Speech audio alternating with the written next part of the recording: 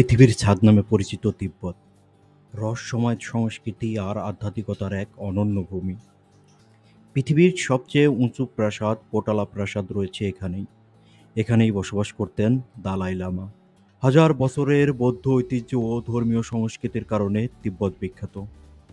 এখানকার শান্ত পরিবেশ আর প্রাচীন মঠগুলো পর্যটকদের জন্য বিশাল আকর্ষণ। এখানেই রয়েছে বিস্তৃত মালভূমি, নীলাভ লেক আর সুউচ্চ হিমালয়। ইয়াক আর তুষার চিতাবাঘের মতো দুর্লভ প্রাণীর দেখা মেলে তিব্বতে।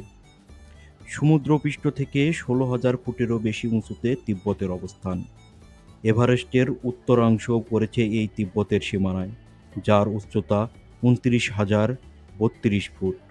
এখানকার পর্বতগুলো এতটাই উঁচু যে মেঘ যেন হাত বাড়ালেই ধরা যায়। রহস্য, সৌন্দর্য আর সংস্কৃতির মিশেলে অনন্য তিব্বত যেন পৃথিবীর অন্য এক জগৎ।